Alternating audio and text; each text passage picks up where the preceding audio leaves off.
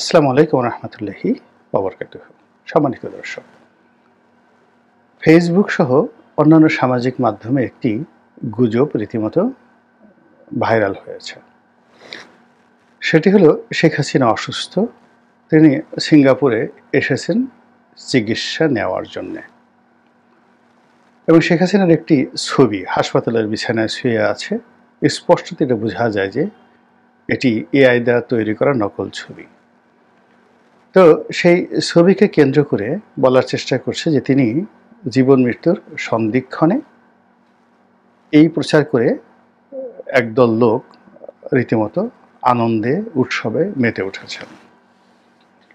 অন্য যে গ্রুপটি তারা বলার চেষ্টা করছেন যে শেখ হাসিনা যে সিঙ্গাপুরে এসেছে, তিনি ভারতীয় পাসপোর্টে এসেছেন, এত খারাপ যে বাংলাদেশের নাগরিকত্ব ত্যাগ করে তিনি ভারতে গিয়ে ভারতের নাগরিকত্ব গ্রহণ করেছেন।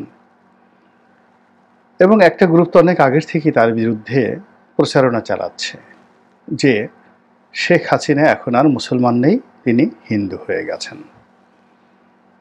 তো এই প্রচারণাটা এত বেশি মাত্রায় চলছে এবং যেটার অ্যাগেনস্টে এখনো পর্যন্ত আওয়ামী লীগের কোনো দায়িত্ববান ব্যক্তি কোনো বক্তব্য দেননি। এবং আমি আজকের এই দিনে যে ভিডিওটি করছি, অর্থাৎ এই গুজব শুরু হওয়ার পর থেকে আমরা শেখ হাসিনার পক্ষ থেকে কোনো অডিও বার্তা শুনিনি। ফলে এটা ধুমায়িত হচ্ছে এবং এটার আদৌ কি বাস্তব ভিত্তি আছে কি নেই সেটি বড় বিষয় নয়। বড় বিষয় হলো যে শেখ হাসিনাকে নিয়ে একটি আন্তর্জাতিক চক্রান্ত চলছে, পক্ষে এবং বিপক্ষে। এক, দুই নম্বর হলো যে শেখ হাসিনাকে মৃত দেখার জন্য যেভাবে এক পক্ষ মানে রীতিমতো চোখে টর্চ লাইট লাগিয়ে তারা তাকিয়ে আছে যে কখন তার মৃত্যুর সংবাদটা আসবে, আবার অন্য পক্ষ তার সুস্থ থাকা, তার বেঁচে থাকা এবং তার ফিরে আসা নিয়ে ভীষণ রকম আশাবাদী। এবং তারা শেখ হাসিনার যে কোনো অধঃপতন, যে কোনো রোগাক্রান্ত হওয়ার খবর কিংবা তার অবর্তমানে দল কিভাবে চলবে এই কথাগুলো অনেকে কল্পনাই করতে পারছেন না। তো সেই জায়গাতে আসলে তিনি কেমন আছেন, কোথায় আছেন, কিভাবে আছেন, এই বিষয়গুলো নিয়ে আমাদের আসলে খোলামেলা আলাপ আলোচনা করার সময় এসেছে। আমরা যদি শেখ হাসিনার পরিণতিটি বাস্তবে দেখার চেষ্টা করি, তাহলে আমরা যে জিনিসগুলো বুঝতে পারবো, দ্য রিয়াল ফ্যাক্ট। তিনি কথা বলছেন, এখন সেই কথাগুলো তাকে দিয়ে বলানো হচ্ছে বা তিনি বলছেন, এটা হতে পারে, এটা এআই প্রযুক্তি নির্ভর হতে পারে, ভারতীয় গোয়েন্দা সংস্থা রঙের একটা ডিজাইন হতে পারে যে আওয়ামী লীগের নেতাকর্মীদেরকে শান্ত রাখার জন্য, উজ্জীবিত রাখার জন্য, আর আওয়ামী বিরোধী শক্তিকে রীতিমতো উত্তেজিত করার জন্য এই কাজটি ভারতীয় গোয়েন্দা সংস্থা করতে পারে শেখ হাসিনার মাধ্যমে সরাসরি, অথবা শেখ হাসিনার ভয়েসকে প্রযুক্তির মাধ্যমে এআই দিয়ে ব্যবহার করে দেখা গেল যে তারা যে ওয়েবিনার মিটিংগুলো করছে, সেই মিটিংগুলো সেখানে শেখ হাসিনার কণ্ঠ ব্যবহার করা হচ্ছে, ভয়েস ব্যবহার করা হচ্ছে, হুবহু কিন্তু শেখ হাসিনা নন। এটি হতে পারে। এখন দ্বিতীয় যে বিষয়টি, সেটি হলো যে আমার সিক্স সেন্স বলছে ভারতের মাটিতে তিনি অনেকটা কার্যত নজরবন্দি অবস্থায় রয়েছেন। আমরা শুনেছিলাম যে তাকে ট্রাভেল পাস দেওয়া হয়েছে এবং তিনি চিকিৎসা নেওয়ার জন্য বা যে কোনো কাজে অনেক দেশে বা দেশের বাইরে যেতে পারেন। আমরা জানি যে তিনি ধর্মপরায়ণা, তার যদি সে ধরনের ট্রাভেল পাস থাকতো বা শরীর স্বাস্থ্য সুস্থ থাকতো, তিনি একবারের জন্য হলেও মক্কা মদিনা ঘুরে আসতেন। এর কারণ হলো শেষ দিকে বাদশাহ সালমানের সঙ্গে, তার পরিবারের সঙ্গে তার একটা ব্যক্তিগত সম্পর্ক গড়ে উঠেছিল এবং সেই সম্পর্কটি এখন পর্যন্ত রয়েছে। এবং আপনারা জানেন যে বাংলাদেশে বাদশাহ সালমানের পুত্র মোহাম্মদ বিন সালমান, তিনি শেখ হাসিনার জামানাতে সরাসরি বাংলাদেশে আসার জন্য একটা প্ল্যান করেছিলেন এবং এটা হতো একটা ঐতিহাসিক সফর। তো এই যে সৌদি যুবরাজের সঙ্গে তার যে সম্পর্কটি রয়েছে, এটাকে ভিত্তি করে তিনি মক্কা মদিনাতে তিনি যেতে পারতেন, এক। ২ নম্বর হলো যে তিনি যদি ফ্রি থাকতেন তাহলে আমরা পুতুলের অনেক ভিডিও দেখি, WS-এর অনেক ভিডিও দেখি, এমনকি তিনি যে জিম করেন, কথা বলেন, সেগুলো আমরা দেখি। কিন্তু তার মায়ের সঙ্গে তার একটা স্টিল ছবি আমরা আগস্ট মাসের 5 তারিখ পরে আর দেখিনি।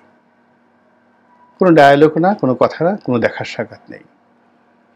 এমনকি এত লোকের সঙ্গে শেখ হাসিনা কথা বলেন এবং সেগুলো ভাইরাল হয়, কিন্তু শেখ রেহানার সঙ্গে তার কথা, জয়ের সঙ্গে তার কথা, পুতুলের সঙ্গে তার কথা ওভার টেলিফোনে কেন হয় না? কাজেই তিনি যে অবমুক্ত নন, মুক্ত নন, বা তিনি যে ভারতের ম্যাটিকুলাস ডিজাইনের অধীনে যে তিনি চলতে বাধ্য হচ্ছে না, সেটা আমরা বলতে পারবো না। আর আমার ব্যক্তিগত যে আশঙ্কা, সে আশঙ্কাটি হলো যে শেখ হাসিনা পরিপূর্ণভাবে তার ক্ষমতাকালীন সময় ভারতের নিয়ন্ত্রণে ছিলেন না। তিনি মনে করতেন যে তিনি বঙ্গবন্ধু কন্যা, তিনি মনে করতেন তার বাবাই স্বাধীনতার অবিসংবাদিত নেতা, আওয়ামী লীগ না হলে, তার বাবা না হলে বাংলাদেশের স্বাধীনতা আসতো না, এবং তার মনের মধ্যে একটা এলিট ভাব ছিল। অন্যদিকে ভারতের যারা উত্তর পাড়ার লোক, কিংবা যেটাকে সাউথ ব্লকের লোক বলা হয়, দক্ষিণ ব্লকের লোক বলা হয়, তারা সবাই মনে করতেন যে ভারতের রাজনৈতিক সিদ্ধান্ত এবং মিলিটারি হস্তক্ষেপ ছাড়া বাংলাদেশ কখনো স্বাধীনতা লাভ করতে পারত না, আওয়ামী লীগের অস্তিত্ব থাকতো না। এবং তারা এও মনে করতেন যে তারা সেই 2009 থেকে একেবারে সেই শেষ দিন পর্যন্ত তারাই শেখ হাসিনাকে টিকিয়ে রেখেছে, এবং এখন শেখ হাসিনাকে আশ্রয় দিয়ে তারা বোঝানোর চেষ্টা করছে যে ভারত ছাড়া আওয়ামী লীগের কোনো গত্যন্তর নেই। কিন্তু শেখ হাসিনা এই জিনিসটি মানতে চাইতেন না। তিনি নিজের পায়ে দাঁড়াতে চাইতেন, তিনি অবাধ্য হতে চাইতেন, তিনি বাঙালি জাতীয়তাবোধ দেখাতে চাইতেন। এমনকি নরেন্দ্র মোদীকে অস্বীকার করে তুড়ি মেরে তিনি পশ্চিমবঙ্গের সঙ্গে সম্পর্ক রেখে মমতা ব্যানার্জির সাথে বন্ধুত্ব করে তিনি বাংলা, বিহার, উড়িষ্যার নবাব সিরাজউদ্দৌলার মতো করে একটি রাজনৈতিক প্রভুত্ব, বা মুর্শিদকুলি খানের মতো, আলিবর্দী খানের মতো একটি রাজনৈতিক প্রভুত্ব তিনি অর্জন করার চেষ্টা করেছিলেন। ফলে তার জামানাতে বাংলাদেশের পাশাপাশি আসামের সঙ্গে তার সম্পর্ক ভালো ছিল, মানে পশ্চিমবঙ্গের পাশাপাশি আসামের সঙ্গে তার ভালো সম্পর্ক ছিল, ত্রিপুরার সঙ্গে তার ভালো সম্পর্ক ছিল, বিহারের মুখ্যমন্ত্রীর সঙ্গে তার ভালো সম্পর্ক ছিল, যেটি জনাব নরেন্দ্র মোদী এবং জনাব অমিত শাহ তারা ভালোভাবে নেননি। ফলে শেখ হাসিনাকে একটা শিক্ষা দেওয়ার দরকার ছিল তাদের, তারা সুযোগ খুঁজেছে এবং সেই সুযোগটি এখন তারা পেয়ে গেছে। ফলে শেখ হাসিনাকে দুর্বল করা, মানসিকভাবে, শারীরিকভাবে, খাদ্য দ্বারা, ওষুধপত্র দ্বারা, বিষ দ্বারা, তারপরে পরিবেশ দ্বারা, প্রতিবেশ দ্বারা, এটি রাজনীতির অনেক পুরনো কৌশল। মুঘল আমল থেকে, তারও আগের থেকে এরকম অবাধ্য বড় বড় শাসকদেরকে ধরে এনে দিল্লিতে নজরবন্দি করে রাখা হতো। অনেক সময় গোয়ালিয়র দুর্গে, বিখ্যাত কুখ্যাত গোয়ালিয়র দুর্গে তাদেরকে বছর পর বছর আটকে রাখা হতো এবং তাদেরকে সেই মানসিকভাবে অসুস্থ বানিয়ে দিল্লির মানে অনুগত করতে বাধ্য করা হতো, অথবা তাদেরকে ধরাধাম থেকে তারা ওই জেলখানাতেই মরে যেতেন। কৌশলগত কারণে দিল্লি তাদেরকে মৃত্যুদণ্ড দিতে পারেননি। এটা সমগ্র ভারতবর্ষে, যেমন শিবাজি রাওকে গ্রেপ্তার করে অনেক দিন আওরঙ্গজেব আটকে রেখেছিলেন, তিনি তাকে মৃত্যুদণ্ড দিতে পারতেন, কিন্তু এটা হিন্দুইজম, হিন্দু কমিউনিটির উপর ভীষণ রকম একটা, দেখতে বলা হয়, নেতিবাচক প্রতিক্রিয়া তৈরি হতো।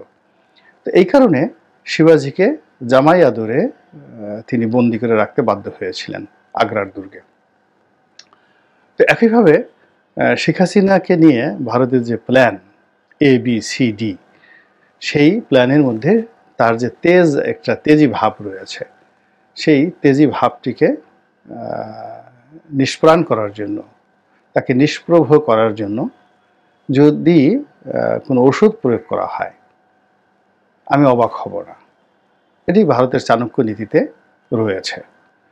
এবং তাকে যদি মানসিকভাবে দুর্বল করে দেয়া হয় এবং তাকে যদি ওই অবস্থায় বাংলাদেশে ফেরত পাঠানো হয়, তার কোনো কার্যকারিতা থাকবে না।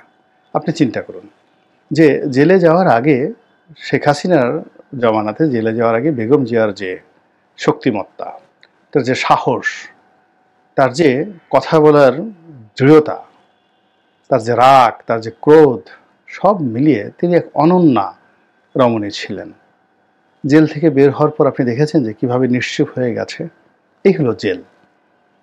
এখন যে কাজ শেখ হাসিনা করেছেন তার সবগুলোই কড়াই গণ্ডায় প্রকৃতি তাকে ফেরত দিবে।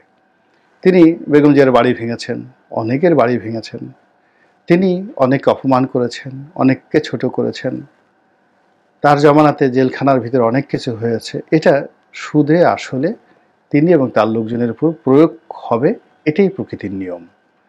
এবং সেই নিয়মের যে গুঞ্জন সামাজিক মাধ্যমে ছড়িয়ে পড়েছে, এটির দুটো দিক হতে পারে। প্রথমত হলো যে তার যে নির্মম পরিণতি, সেই নির্মম পরিণতি খুব দ্রুত ঘটবে। কারণ আল্লাহ যখন কোনো একটা জিনিস ঘটাতে চান, তখন মানুষের মুখ দিয়ে সেটি বের করে নিয়ে আসেন।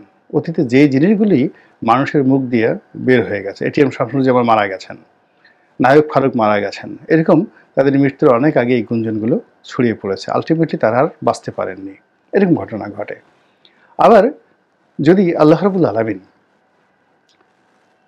কাউকে বাঁচাতে চান, তবু দেখা গেল যে তাদেরকে কেন্দ্র করে অনেক সময় মানুষের মিথ্যা অভিশাপ এসে যায়।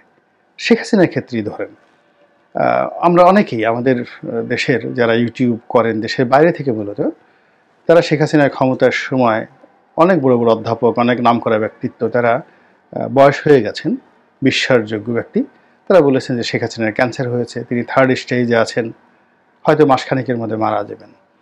কিন্তু আমরা দেখলাম যে সেই ঘটনার পরে শেখ হাসিনার আয়ু বেড়ে গেছে, তার যৌবন বেড়ে গেছে, তার চেহারা আরও সুন্দর হয়ে গেছেন এবং তিনি আরও যাকে বলা হয় শক্তিমত্তা অর্জন করেছেন। এর কারণ হলো এই সকল কথার ফলে শেখ হাসিনার যারা অসংখ্য ভক্ত রয়েছেন, তারা জায়নামাজে বসে কান্নাকাটি করে তার জন্য এমন দোয়া করেন যে তার উপর যদি কোনো বালা মুসিবত এসেও থাকে, সেটা রিভার্স হয়ে যায়।